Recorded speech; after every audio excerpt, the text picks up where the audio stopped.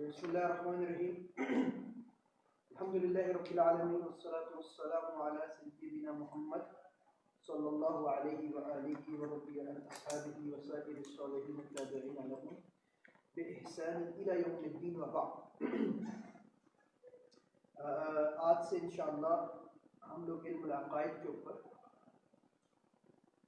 اہل سنت والجماعت کے منہج کے اوپر ہم لوگ کتاب شروع کرنے لگیں گے، اور وہ کتاب ہے قواعد الاعتقاد امام غزالی رحمۃ اللہ علیہ۔ یہ کتاب اصل میں احیاء علوم الدین کا ایک حصہ ہے، جو کہ ایک بہت بڑا انسائکلوپیڈیا لکھا ہے امام غزالی رحمۃ اللہ علیہ نے، جس میں فقہ، عقیدہ، تصوف، یہ ساری چیزیں اہل سنت کے طریقے کے اوپر لکھے گئے۔ اس کتاب کو شروع کرنے سے پہلے ہم لوگوں کو ایک بہت ضروری ہے کہ ہمارے ذہن کے اندر ایک نقشہ ہو علم الاعتقاد یا علم الکلام کی ڈیولپمنٹ کا، اس کی نشأت کا، کس طریقے سے وہ پیدا ہوا، کیوں پیدا ہوا، کیا اس کا طریقہ، علم الکلام کا طریقہ کار کیا ہے، کس طریقے سے عقائد پڑھتے ہیں اور نہیں پڑھتے، اور اہل سنت والجماعت ہم جب کہتے ہیں اس کا مطلب کیا ہے، اہل سنت والجماعت کا مطلب کیا ہے۔ علم الکلام یا علم الاعتقاد یا علم التوحید یا علم اصول الدین، علم الکلام، علم التوحید، علم اصول الدین، علم اسماء والصفات، یہ ساری یہ جو سارے نام ہیں، یہ سارے ایک ہی علم کے نام ہیں، کہ وہ علم جو کہ عقائد شرعیہ کو پڑھتا۔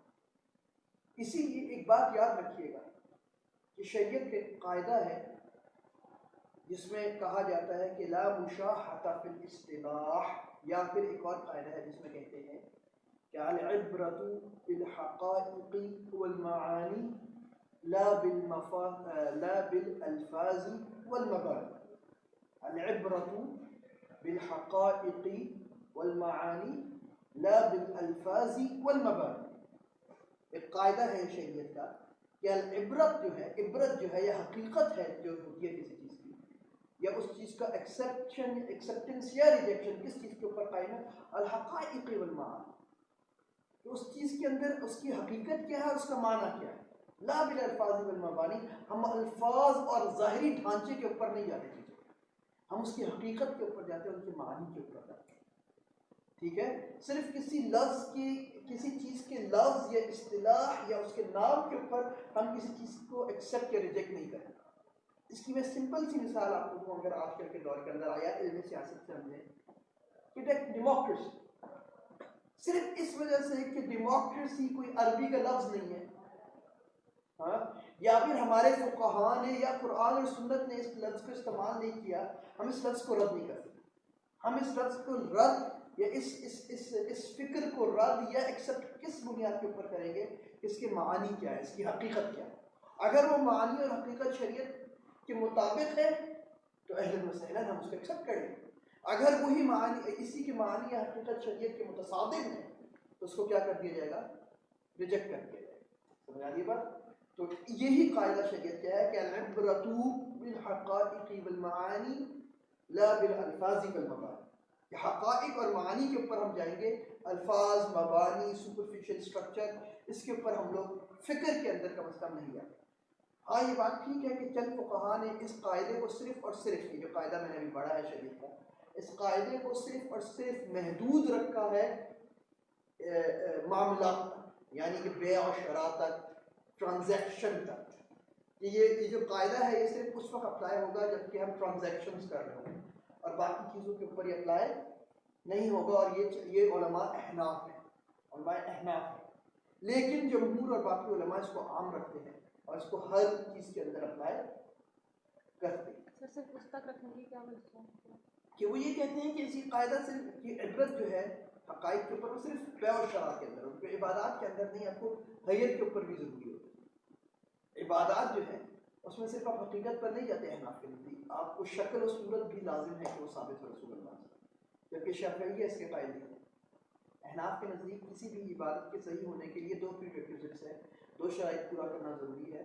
کہ پہلی چیز کہ اس عبادت کی جنس یا اس عبادت کی اصل ثابت ہو شریعت سے، قرآن و سنت سے، اور پھر اس کو کرنے کا طریقہ کار، اس کی شکل، اس کی ہیئت بھی ثابت ہونا لازم ہے، شریعت قرآن اور سنت سے، جبکہ شوافی اس کے قائل نہیں ہیں۔ امام شافعی رحمۃ اللہ علیہ اور تمام شافعی علماء اور بہت سے ایک گروہ احناف کا، متأخرین احناف کا ایک گروہ بھی اس بات کا قائل ہے کہ نہیں، عبادت کے لیے صرف اور صرف جنس عبادت یعنی کہ اصل عبادت شریعت سے ثابت ہونا کافی ہوتی ہے۔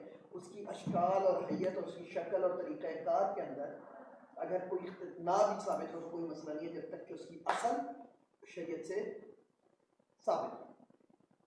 سر مطلب اصل سے مراد فار ایگزامپل مثلا ذکر کرنا،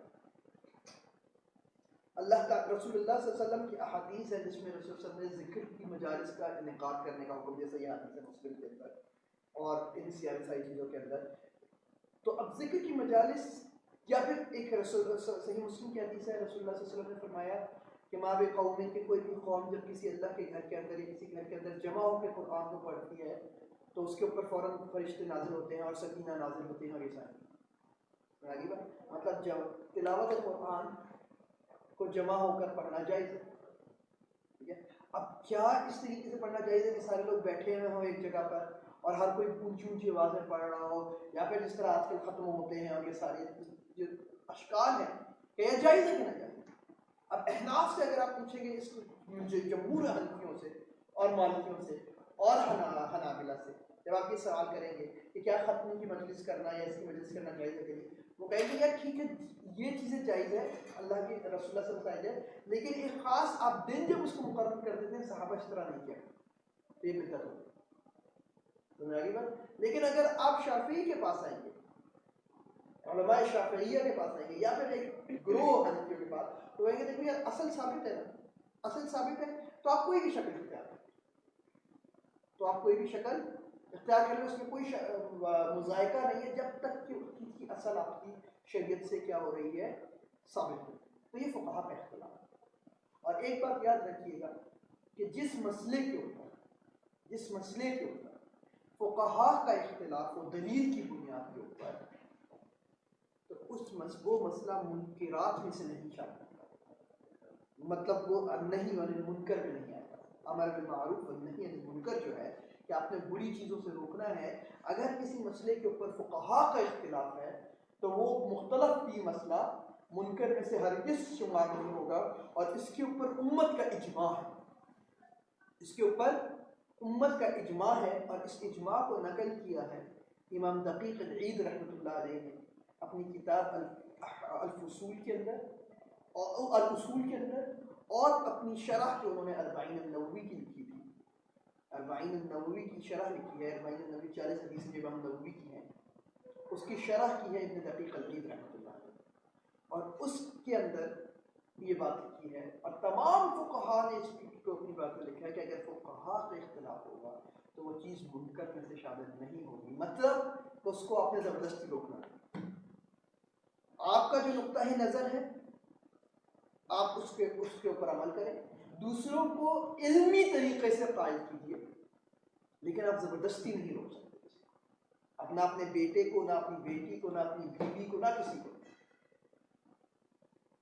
آپ اس کو قائل کر سکتے ہیں علمی، یعنی کہ this will not be a part of دعویٰ، ہاں منکرات میں سے دعویٰ کا پارٹ ہوئے گا، کیونکہ دعویٰ صرف اور صرف زبردستی ہو۔ میرا مطلب ہے کہ جیسے اگر ہم بیٹھ کے یہ نہیں کہہ سکتے کہ آپ مطلب کسی کو فورس نہیں کر سکتے، آپ فورس نہیں کر سکتے لیکن قائل کر سکتے ہیں، لیکن یہ کہہ سکتے ہیں کہ آپ غلط کر رہے ہیں۔ میں نے آپ کو پہلے بھی بات کی تھی کہ دعویٰ جو ہے وہ دو قسم کی، ایک ہے چھوٹی بات، مطلب ایک نارمل چیزوں کی نماز پڑھنا کا آپ دعوت دیں لوگوں کو کہ نماز پڑھو، نماز پڑھو، اللہ پر ایمان لے کر آؤ، اخلاقیات اچھے ہوں، یہ دعویٰ ہر مسلمان کے اوپر فرض ہے۔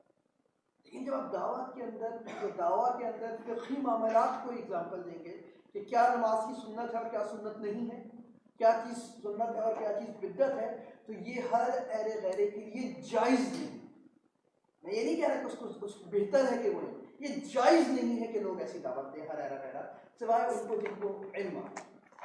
آپ کی دعوت جب تک فقہی معاملات سے ہٹ کر ہے اس وقت تک آپ پر فرض ہے، جب فقہی معاملات کی آپ دعوت دینے لگیں گے تب علم فرض ہو جائے گا، کیونکہ آپ کے لیے جائز نہیں ہے کہ آپ ایک نقطہ نظر بتائیے اور دوسرا نقطہ نظر بتائیے، نہ آپ علم خیانت کر رہے ہیں، اور رسول اللہ صلی اللہ علیہ وسلم نے فرمایا جو علم کی خیانت کرتا ہے وہ جہنم کی جنت میں، علمی خیانت ہے یہ بات، کہ آپ ایک مسئلے کے اوپر صرف ایک نقطۂ نظر بتائیں اور دوسرا نقطۂ نظر بتائیں نہ، اور لوگوں کو اس طریقے سے دھوکے میں رکھیں کہ جیسے آپ جب ان کو ایک نقطۂ نظر بتا رہے ہیں تو ایز اف کہ صرف وہی نقطۂ نظر اسلام کے اندر ہے، دوسرا نقطۂ نظر سرے سے ہے ہی نہیں. یہ علمی خیانت ہے، یہ دھوکہ ہے شریعت میں.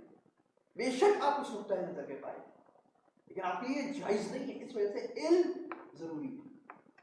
لیکن جو دوسری دعوت ہے کہ نماز کی فرضیت کا، اس میں تو کوئی مسائل نہیں. نماز پڑھنا، روزہ رکھنا، فرائض پورے کرنا اور اچھا اخلاق، یہ دعوت ہر کسی کے اوپر ہے. یہ دعوت ہر کسی نے کرنی ہے، مسلمان نے ویسے کہ مسلمان. اچھا ہم لوگ اصل میں جدھر سے اگر ہم واپس آئیں، ہم دوسری جگہ چلے گئے. ہم لوگوں نے اصل میں بات کی تھی کہ آج کل یا پھر پہلے سے بھی بہت سے علماء، بہت سے لوگ وہ کچھ چڑ سی ہے اس کلمے سے، اس نام سے، علم الکلام سے. آپ کو اگر نہیں پسند تو مت کہیے علم الکلام، آپ علم العقائد کہیے. آپ کو نہیں پسند علم الکلام، آپ علم توحید کہہ دیجیے، بہت پیارا نام.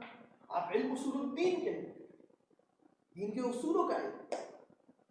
نام پہ جھگڑنا جاہلوں کا کام. اب اصل بات آتی ہے کہ چلیے جی نام پہ نہیں جھگڑتے، آئیے موضوع کے اوپر. تو علم کلام کا موضوع کیا ہے؟ اس کے اوپر مختلف تعریفات ہیں اور ہم ان تعریفات میں نہیں جائیں گے. ہر امام نے تقریباً اپنے طریقے سے اس علم کی تعریف کی ہے.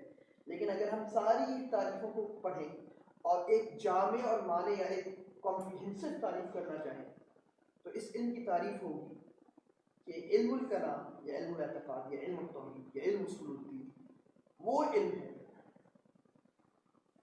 جو کہ عقائد شرعیہ کو پڑھتا ہے، یا پھر جو ان احکام شرعیہ کو پڑھتا ہے، جو ان احکام شرعیہ کو پڑھتا ہے جن کا تعلق اعتقاد سے، جن کا تعلق اعتقاد سے. پڑھنے کا طریقہ کار عقلی منہج کے اوپر پڑھتا ہے، عقلی منہج کے اوپر پڑھتا ہے. اس طریقے سے کہ صحیح اعتقادات کو ثابت کیا جائے اور شبہات اور بدعات کا رد کیا جائے. اس طریقے سے کہ صحیح اعتقاد کو ثابت کیا جائے اور شبہات اور بدعات کا رد کیا جائے. ادھر نظر آ رہی ہے اگر تاریخ دیکھیں، ایک چیز ہے دیکھیں،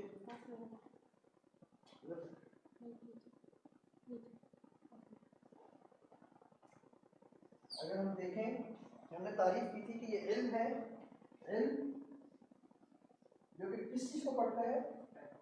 احکام شرعیہ. احکام میں کون سے احکام شرعیہ؟ احکام شریعت اب دو قسم کے ہو سکتے ہیں. کچھ احکام شریعت وہ ہوں گے جن کا تعلق جوارح سے، جوارح سے مراد لمز، ٹھیک ہے. وہ احکام شریعت جن کا تعلق آپ کے جوارح سے ہے، جن کا تعلق آپ کے لمز سے ہے. شریعت کے وہ احکامات جن کو کرنے میں آپ کے جسم کا کوئی حصہ لگے گا یا استعمال ہوگا. نماز، اللہ اکبر، الحمدللہ رب العالمین الرحمن الرحیم، مطلب آپ کے ہاتھ اور آپ کا جسم استعمال ہو رہا ہے کہ نہیں ہو رہا. روزہ، آپ نے اپنے آپ کو کھانے سے روکا، آپ کا جسم استعمال ہو رہا ہے.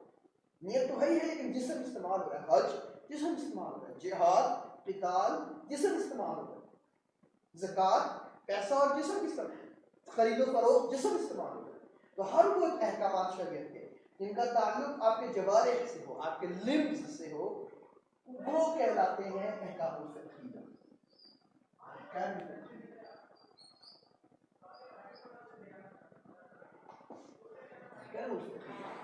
یہ فقہ کے احکام. اور چند دوسرے احکامات ہوتے ہیں جن کا تعلق آپ کے عقل سے ہوتا ہے. مطلب آپ کسی چیز کو مانتے ہیں یا نہیں مانتے ہیں، آپ کسی چیز کو مانتے ہیں یا نہیں مانتے. یہ جو ہوتے ہیں یا پھر جن کا تعلق اعتقاد سے ہوتا ہے، ٹھیک ہے، عقیدے سے ہوتا ہے. یہ جو ہوتی ہیں احکام شریعت، ان کو علم الکلام، یہ جو بھی آپ علم الکلام، یہ جو بھی نام ہے.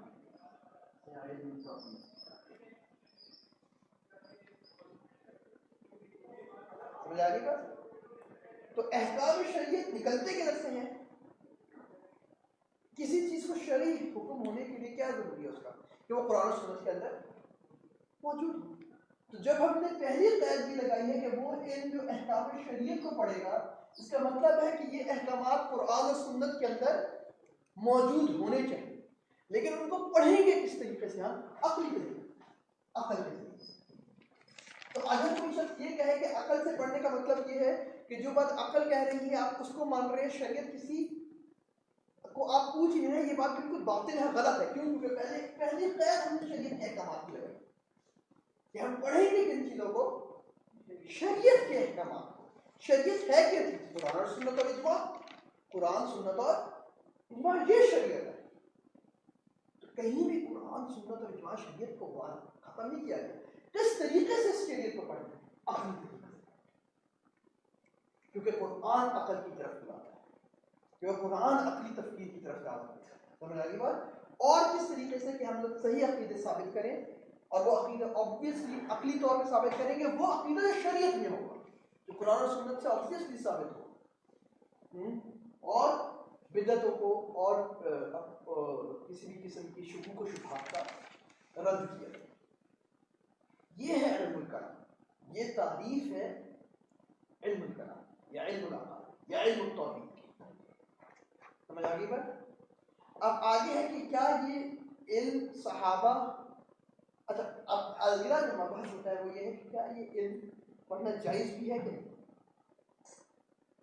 کیا یہ علم پڑھنا جائز بھی ہے یا نہیں؟ تو اس میں آپ دیکھیں کہ دو چیزیں ہوتی ہیں. پہلی چیز کہ کیا قرآن کے اندر علم الاعتقاد عقائد کی کچھ احکامات ہیں؟ بالکل. ٹھیک ہے. کیا صحابہ نے اس کو اس طریقے سے پڑھا تھا جس طریقے سے ہم علم الکلام میں پڑھ رہے ہیں؟ تو بالکل صحابہ نے جس وقت ان کو کوئی مسائل پیدا ہوئے تو انہوں نے بالکل شرعی اور عقلی دلیل دی منکرین یا غلط عقیدوں کے رد پہ، جیسے کہ خواتین کے خلاف ابن عباس کی پوری ڈبیٹ موجود ہے. جیسے کہ خواتین کے خلاف ابن عباس کی پوری ڈبیٹ موجود ہے. یعنی کہ ایسے عقائد کو ثابت کرنا کہ اگلے کی بدعت یا اگلے کی شبہے کو آپ رد کریں، یہ چیز موجود ہے. امام احمد بن حنبل اور باقی ائمہ نے ہر طریقے سے شرعی اور عقلی دونوں طریقوں سے مخالفین کی آراء کو مخالفین کی آراء کا رد. مسئلہ یہ ہے کہ پھر وہ جو نصوص ہیں جس کے اندر جن کی وجہ سے بہت سے ائمہ اور بہت سے لوگ یہ کہتے ہیں کہ علم الکلام زندیق بناتا ہے اور علم کلام حرام ہے اور علم کلام، اس کو کیا توجیہ ہو سکتی ہے؟ اس کو کیا مطلب؟ اس کا مطلب یہ ہے کہ اگر آپ عقلی دلیلوں کو یا عقل کو بحث برائے بحث کے لیے استعمال کریں تو وہ حرام ہے. چاہے وہ عقائد میں استعمال کریں، چاہے وہ فقہ میں استعمال کریں. جب آپ بحث برائے بحث کے لیے استعمال کریں گے، جب آپ جدل کے لیے استعمال کریں گے، جب آپ مناظروں کے لیے استعمال کریں گے، تو اس کے پیچھے حقیقت کا جاننا یا حق کا واضح کرنا مقصود نہ ہو، بلکہ صرف اور صرف مقصود یہ ہو کہ مقابل کو آپ چٹ کر دیں یا مقابل کو آپ ہرا دیں، تو یہ چیز غلط ہے. چاہے وہ ابن کلام سے آپ کریں، چاہے آپ وہ فقہ سے کریں، چاہے آپ تفسیر میں کریں. اور اس کی سب سے بڑی چیز یہ ہے کہ کیا تفسیر بالرائے، اپنی رائے کے اوپر تفسیر کرنے کے اوپر کیا بہت سی احادیث اور اقوال ائمہ اور اقوال سلف موجود نہیں ہیں؟ رسول اللہ صلی اللہ علیہ وسلم کی حدیث ہے ترمذی کے اندر، صحیح حدیث ہے، جس میں رسول صلی اللہ علیہ وسلم فرمایا من قال فی القرآن برأیہ فلیتبوأ مقعدہ فی النار، کہ جس شخص نے قرآن میں اپنی رائے کے مطابق کوئی بات کہی تو اس کا ٹھکانہ صرف اور صرف جہنم کی. اس کا کیا مطلب ہے؟ کیا قرآن کی آیات کو سمجھ نہیں سکتے؟ کیا ائمہ کے جو اقوال ہیں جو کہ حدیث کے اوپر قائم نہیں ہیں، جو کہ باقی تمام اصول کے اوپر قائم ہیں، کیا اس تمام کے تمام حرام ہیں؟ نہیں. یہاں رائے سے مراد وہ رائے ہے جو کہ خواہشات نفس کے اوپر قائم ہے، نہ کہ اصول اور دلیل کے اوپر قائم. وہ رائے جو کہ اصول کے اوپر قائم ہے، جو کہ دلیل کے اوپر قائم ہے، وہ رائے بالکل جائز رائے ہے اور تمام ائمہ نے، مفسرین نے اس کے اوپر عمل کیا. لیکن وہ رائے جو کہ خواہشات نفس کے اوپر قائم ہوگی، وہ رائے مذموم ہے، وہ رائے حرام. تو آپ صرف عبارت یا لفظ پکڑ کے اگر چیزوں کو حرام کرنے لگ جائیں تو یہ جہالت آئیے، آپ کی جہالت کے اوپر دلیل. جس طرح نصیب الرائے کو شروع کر دیتے ہیں. اسی طرح اگر آپ صرف عقل کو پکڑ کر علم الکلام کو رد کرنے لگ جائیں تو یہ جہالت ہے. عقل ہر قسم کی مضمون نہیں. اللہ تعالیٰ بار بار کہ افلا تعقلون افلا تذکرون اولی الالباب، بار بار اللہ تعالیٰ اولی الالباب کو بلا رہے ہیں، عقل والوں کو بلا رہے ہیں. تو اللہ تعالیٰ نعوذ باللہ کوئی لفظ بات کر رہے ہیں. ایک جگہ عقل کو برا کہہ رہے ہیں اور دوسری جگہ برائی عقل مخاطب عقل کو کرتے ہیں. اللہ کے اندر خدا نخواستہ اللہ تعالیٰ کے کلام کے اندر کوئی تضاد نہیں ہے. آپ کی ہماری عقلوں کے اندر، یہ ہماری فہموں کے اندر تضاد. عقل ہر قسم کی چیز، ہر قسم کی عقلی دلیل بری نہیں ہے. ہاں وہ عقلی دلیل جو کہ صرف اور صرف بحث بجائے بحث کی وہ مضمون ہے، اس کی شریعت اس کو پسند نہیں ہے. سمجھ آ گئی یہ بات؟ تو یہ ایک بات سمجھ. دوسری بات یہ کہ اس کی نشر کس طرح ہوئی، یہ پیدا کس طرح ہوا. یہ واقعی میں چند اختلافات کی وجہ سے پہلے وہ تاریخ میں آئے. سب سے پہلے مسئلہ آیا مسئلہ خوارج، گناہ کبیرہ کا مسئلہ. ہم لوگ ان کی ڈیٹیل میں نہیں جائیں گے. میں صرف یہ اب آپ ادھر آ رہے ہیں کہ کس طریقے سے اہل سنت والجماعت ڈیفائن ہوتے ہیں. اہل سنت والجماعت کون ہے؟ ٹھیک ہے، اہل سنت والجماعت کون ہے؟ پہلا مسئلہ پیدا ہوا تاریخی لحاظ سے خوارج. اور خارجیوں کے ساتھ ہمارا اختلاف یہ تھا کہ گناہ کبیرہ کرنے والے کا کیا ہوگا. ایک بندہ جو گناہ کبیرہ کرتا ہے اس کا کیا حکم ہے. خارجی اس بات کے قائل ہے کہ گناہ کبیرہ کرنے والا کافر ہے اور مخلد فی النار ہے، یعنی تو ہمیشہ کا ہمیشہ جہنم کی آگ. اور اس کی بنیاد ان کی نصوص شرعیہ ہے. انہوں نے اپنی طرف سے کوئی باتیں نہیں کرتی. رسول اللہ صلی اللہ علیہ وسلم کے الفاظ تھی، احادیث تھی کیا جن کے اوپر انہوں نے اس کا استنباط اور اس کی دلیل دی. مثلا رسول اللہ صلی اللہ علیہ وسلم نے فرمایا کہ العہد بیننا وبینہم الصلاۃ فمن ترکھا فقد کفر، کہ ہمارے اور کفار کے درمیان جو فرق کرنے کی ہے وہ نماز ہے. جس نے اس کو چھوڑ دیا اس نے کفر کیا. اور کافر کیا ہے؟ مخلد فی النار ہے. رسول اللہ صلی اللہ علیہ وسلم نے فرمایا کہ لا یزنی الزانی وهو مؤمن، کہ کوئی زانی زنا نہیں کرتا حالت ایمان کے اندر. مطلب اس وقت وہ حالت ایمان کے اندر نہیں ہوتا. اس کا مطلب وہ کافر ہوتا ہے، یا ایمان ہے یا پھر کیا ہے، کافر ہے، یا مومن ہے یا پھر کافر ہے. رسول اللہ صلی اللہ علیہ وسلم نے فرمایا کہ سباب مسلم فسوق، یہ بخاری اور مسلم کی حدیث ہے، سباب مسلم فسوق وقتالہ کفر، کہ کسی مسلمان کو گالی دینا فسق ہے اور اس کو قتل کرنا ہے، اس کو قتل کر دینا کفر. سمجھ آ گئی بات؟ وہ کافر کیا ہوتا ہے؟ مخلد فی النار ہوتا ہے. وہ یہ کہتے تھے کہ کوئی بھی شخص گناہ کبیرہ کرے گا تو وہ کافر ہو جاتا ہے اور وہ مخلد فی النار ہے. اہل سنت والجماعت کا موقف ہے یہ تھا کہ وہ کافر، یہاں جو کفر کا لفظ ہے یہ کفر الملہ نہیں ہے، کہ وہ کفر نہیں ہے جو کہ ملت سے آپ کو نکالتا ہے. یہ کفر دون کفر ہے، یہ کفران نعمت ہے. بندہ گناہ گار رہتا ہے لیکن کافر زمرہ اسلام سے باہر. ٹھیک ہے، اس کی دلیل کیا تھی اور وہ کیا تھی، ایک لمبی فقہی اور لمبی عقیدے کی بحث ہے، اس میں ہم نہیں کرتے. لیکن ادھر سے ہم لوگ الگ ہیں خارجیوں سے. اہل سنت کا موقف اور خارجیوں کا الگ. اسی طریقے سے گناہ کبیرہ پہ معتزلہ نے یہ کہا کہ وہ منزلہ بین المنزلتین میں ہوگا، کہ وہ فاسق کہتا ہے، نہ کافر ہے نہ مومن ہے، فاسق ہے. اور جب معتزلہ سے یہ پوچھا گیا کہ بھائی فاسق کون ہے، تو انہوں نے یہ کہا کہ فاسق وہ بندہ ہوتا ہے جو دنیا میں اس کے اوپر مسلمانیت کے احکامات لاگو ہوں، مطلب اس کا مال، خون، عزت، آبرو سب کچھ مسلمان کے اوپر حرام ہو.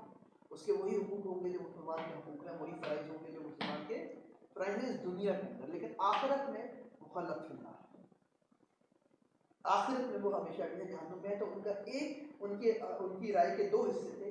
ایک حصے میں وہ اہل سنت کے سے اتفاق کرتے تھے اور دوسرے حصے میں خارجی سے. ادھر ہم مختلف معتزلہ سے. پھر مسئلہ پیدا ہوا مسئلہ امامت کا، اور یہاں ہم مختلف ہوتے ہیں شیعہ سے. وہ امامت علی اور اہل بیت میں سے پھر ان کی امامت کے قائل ہیں. اور امامت کا مسئلہ پھر ہم پڑھیں گے کہ امامت کا مسئلہ اہل سنت کے نزدیک ایک فقہی مسئلہ ہے، اہل تشیع اہل شیعہ کے نزدیک عقیدے کا. ٹھیک ہے، کیونکہ جب امامت شیعہ کتابوں کے اندر لی جاتی ہے تو وہ بالکل مختلف امامت ہوتی ہے جو کہ اہل سنت کی کتابوں میں. اہل سنت کے اندر امامت ہوتی ہے پولیٹیکل لیڈرشپ. اہل سنت کے اندر امامت ہے پولیٹیکل لیڈرشپ، جبکہ شیعہ کے اندر امامت ہے پولیٹیکل ریلیجیس انفالبل لیڈرشپ. دینی سیاسی معصوم قیادت. دینی سیاسی معصوم قیادت. معصوم کب ہوتا ہے بندہ؟ جب وہ ڈیوائنلی گائیڈڈ اور پروٹیکٹڈ اور ڈیوائنلی چوزن بھی ہو. یہ تین شرائط پوری کرے تو وہ بندہ معصوم ہوتا ہے. پہلی چیز کہ وہ ڈیوائنلی گائیڈڈ ہو، کہ الہی ڈیوائن کی طرف، خدا کی طرف سے اس کی ہدایت ہو. پھر اس ہدایت کے بعد وہ ڈیوائنلی پروٹیکٹڈ بھی ہو، خدا نے اس کو غلطی سے محفوظ رکھا ہو. اور تیسری چیز ہے ڈیوائنلی چوزن، کہ وہ خدا ہی کی طرف سے اس کا اختیار کیا، خدا نے اس کو چوز کیا ہو. تو یہ تینوں چیزیں امامت کا لازمی جز ہے اہل شیعہ تشیع میں. اہل شیعہ کے اندر اہل سنت ان تینوں چیزوں پر وہ عصمت صرف اور صرف رسول اللہ صلی اللہ علیہ وسلم کے لیے ثابت کرتے ہیں، اس کے بعد کسی کے پر ثابت نہیں کرتے. شیعہ کے نزدیک امام سیدنا علی سے لے کر باقی اہل بیت کے بارے میں تک آگے تک. تو یہاں آپ ڈیفائن کریں اہل سنت والجماعت. امام ابن تیمیہ رحمۃ اللہ علیہ منہاج السنہ کے اندر، شیخ الاسلام ابن تیمیہ رحمۃ اللہ علیہ منہاج السنہ کے اندر کہتے ہیں کہ اہل سنت کے دو اطلاقات ہیں. اہل سنت والجماعت کے دو مطلب، ایک عام مطلب اور ایک خاص مطلب.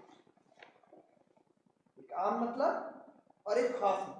عام مطلب وہ یہ ہے کہ مسلمانوں کے دو فرقے، یا پھر وہ اہل سنت ہے یا پھر وہ شیعہ. اور اس اہل سنت کے اندر معتزلہ بھی آتے ہیں. ہر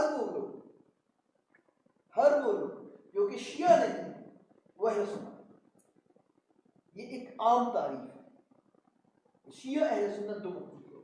تو اس تفریق کے اندر معتزلہ بھی اہل سنت میں سے آ جائیں گے. مطلب وہ لوگ جو امامت کو شیعہ نقطۂ نظر کے قائل ہیں، اور وہ لوگ جو امامت کے جو شیعہ نقطۂ نظر ہے وہ قائل نہیں. جو قائل ہے وہ شیعہ ہے، جو قائل نہیں ہے وہ اہل سنت. کیونکہ معتزلہ کی امامت کے اس نقطۂ نظر کے قائل نہیں. اور ایک خاص معنی اہل سنت کیا ہے؟ وہ کہ نصوص شریعہ کو اس طریقے سے، اس نہج کے اوپر سمجھنا جو کہ نہج تھا صحابہ کا، جو کہ نہج تھا، جو کہ طریقہ تھا صحابہ کا، اور پھر ائمہ اربعہ کا اور ائمہ فقہاء والمحدثین. صحابہ کے بعد جو کہ منہج تھا ائمہ فقہاء اور محدثین کا، تابعین میں سے اور تبع تابعین سے، اور ان کے ٹاپ کے اوپر رأسہم ائمہ اربعہ، ابو حنیفہ، شافعی، احمد. ان ائمہ کا جو منہج تھا نصوص شریعت کو سمجھنے کا، چاہے وہ عقیدے سے متعلق ہو، چاہے وہ فقہ سے متعلق ہو، چاہے وہ کسی چیز سے، اس کو اہل سنت والجماعت. یہاں تک ہمیں ابن تیمیہ رحمۃ اللہ علیہ کی تعریف سے اتفاق. بعد میں ابن تیمیہ رحمۃ اللہ علیہ اور آج کل میں جو ابن تیمیہ رحمۃ اللہ علیہ کے فالوورز ہیں، انہوں نے ایک نئی اصطلاح پیدا کر دی ہے سنت والجماعت، جس کا اطلاق ان لوگوں پر نہیں ہوتا جو کہ متقدمین کے اندر ہوتا. مطلب پہلے ائمہ جب اہل سنت والجماعت کہتے تھے اس کا ایک خاص اطلاق ہوتا تھا کہ یہ لوگ اہل سنت. پھر ابن تیمیہ رحمۃ اللہ علیہ اور ان کے بعد کے فالوورز، ان کی اہل سنت مختلف ہوتی. امام تیمیہ، یاد رکھیے، امام تیمیہ رحمۃ اللہ علیہ 8ویں صدی، مطلب وہ 800 سال بعد کے امام ہے رسول اللہ کی ہجرت. ٹھیک ہے. امام ابن تیمیہ رحمۃ اللہ علیہ سے پہلے جب بھی اہل سنت والجماعت کا اطلاق ہوتا تھا تو اس سے مراد دو گروہ، اور وہ ہیں الاشاعرہ اور ماتریدی. وہ ہے اشاعرہ اور ماتریدی.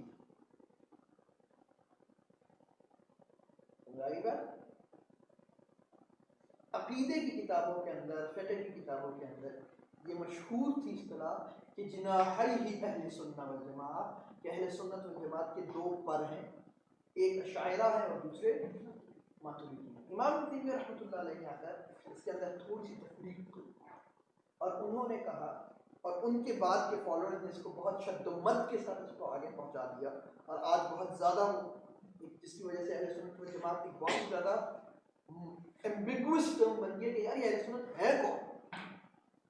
पहले जो कि बहुत ही ज़रा वाज़ेह और क्लियर चीज़ थी, आज वो उतनी ही एम्बिगुअस हो गई कि अहले सुन्नत है कौन यार, हर कोई अहले सुन्नत का दावा करता है। ठीक है, उन्होंने ये तफरीक क्या की कि उन्होंने इसको सिर्फ और सिर्फ एक छोटे से मसले के ऊपर लाकर छोड़ दिया, और वो है मसला सिफात। सिफात का भी नहीं, पूरी सिफात नहीं।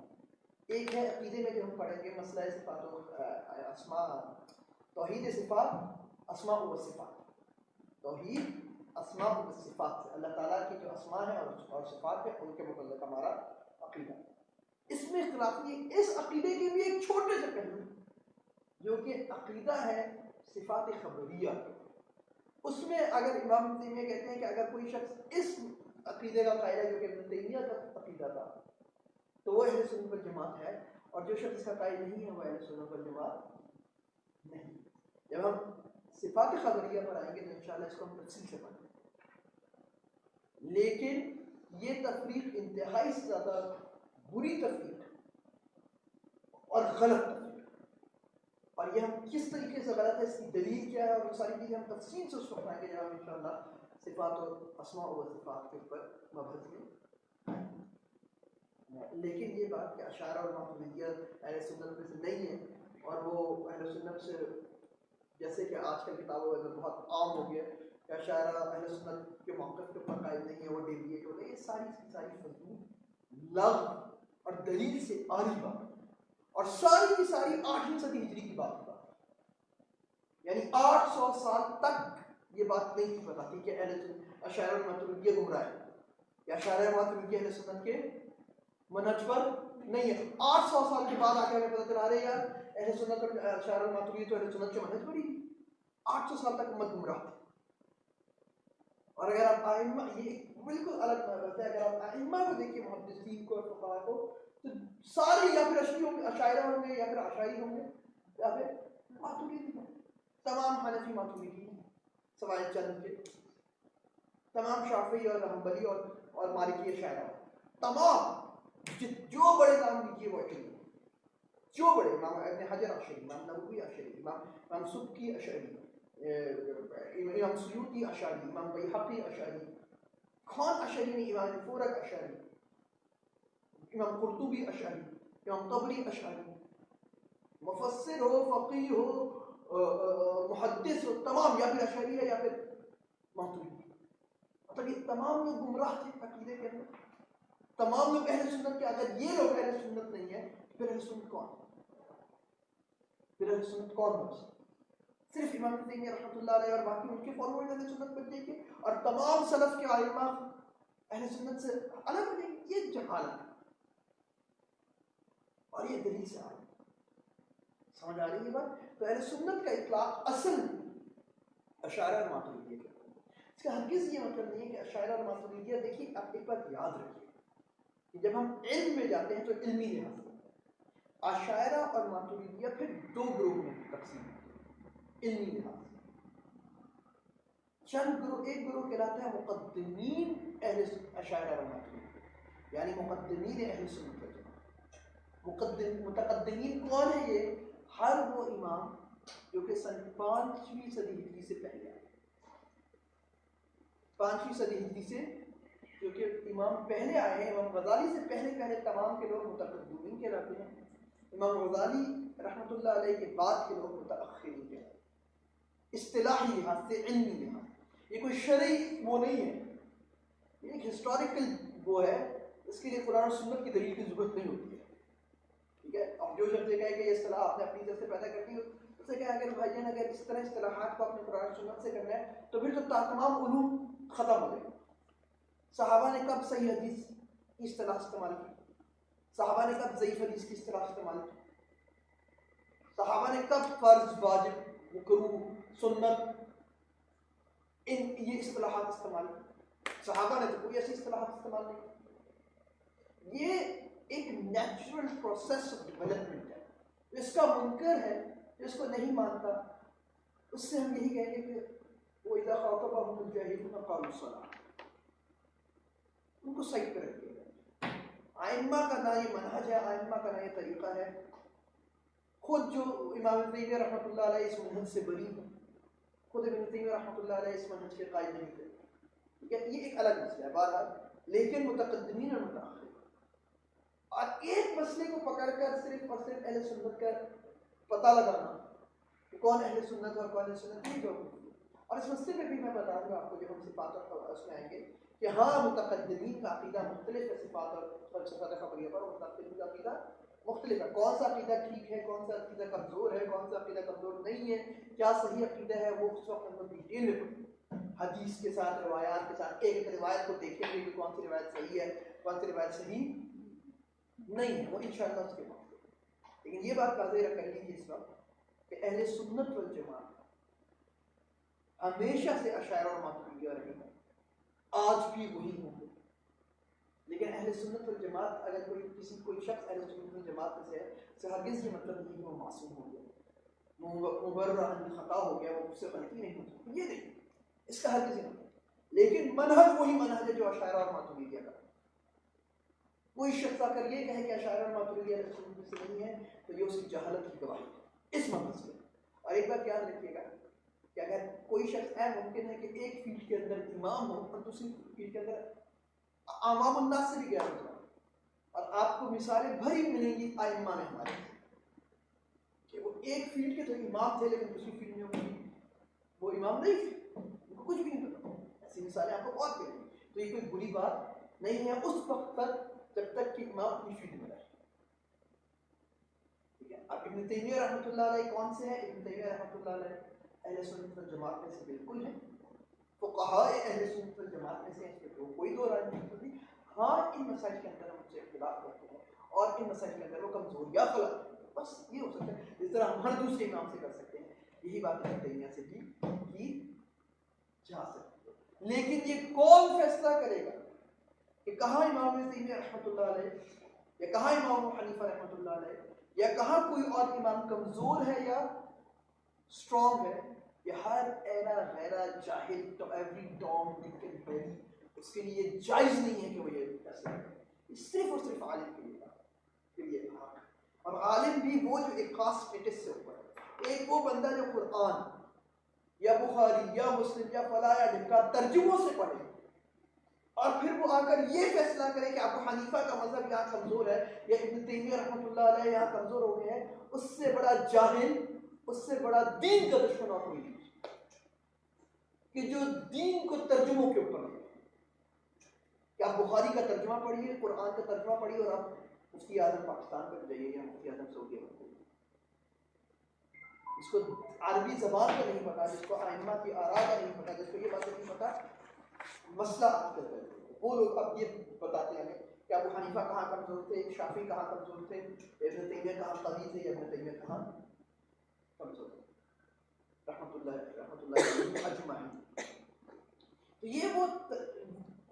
یہ وہ ڈیولپمنٹ ہے جس سے علم الکلام دوسرا، اس ڈیولپمنٹ کو سمجھنا بہت ضروری ہے تاکہ امام غزالی رحمۃ اللہ علیہ شافعی فقہ کے اندر اشعری عقیدے کے لیکن مقلد نہیں، مطلب من عن جو اشعری مذہب تھا وہ اس طرح نہیں مانتے تھے، دلیل کے اوپر فیصلہ، لیکن اور مطلب طریقہ کار ان کی میتھڈالوجی تھا وہ اشعری مذہب کی۔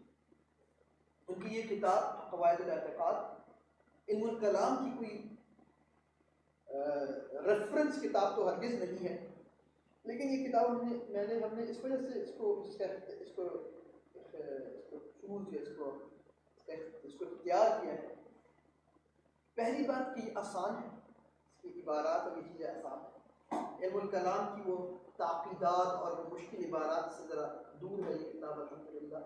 دوسری کہ بالکل واضح کتاب ہے، قرآن اور سنت کی واضح دلیلوں کے اوپر عقیدہ وہ ہے، اور یہ وہ منیمم عقیدہ ہے۔ امام غزالی نے اسی نیت سے لکھی تھی رحمۃ اللہ علیہ نے کہ یہ وہ منیمم عقیدہ ہے کیونکہ ہر مسلمان کو پتہ ہونا، ہر مسلمان کو جاننا دلیل کے ساتھ فرض ہے۔ وجہ سے ہم نے یہ کتاب اس کتاب کا کو چوز کیا ہے قواعد الاعتقاد. مختلف قواعد الاعتقاد سب سے مشہور نام ہے. یہ باب الاعتقاد ہے, اعتقاد کا چیپٹر ہے احیاء علوم الدین, احیاء علوم الدین کا. اور امام ذہبی رحمۃ اللہ علیہ نے بھی اس کتاب کی کافی تعریف کی اور بہت اچھا سلف کا عقیدہ ہے.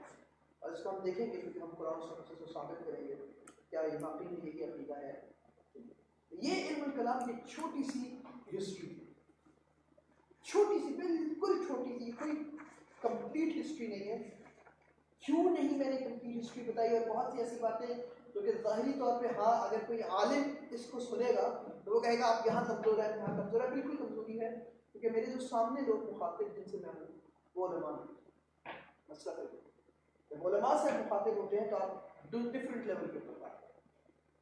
تو یہ جو انٹروڈکشن ہے یہ علماء کے لیے انٹروڈکشن نہیں ہے, یہ عوام الناس کی انٹروڈکشن ہے جن کو کچھ نہیں پتا کہ جن کو کچھ نہیں پتا کہ عقیدہ کیا ہے, جن کی یہ پہلی کتاب ہے, جو پہلی بار عقیدہ پڑھنے والے, یہ ان کے لیے انٹروڈکشن.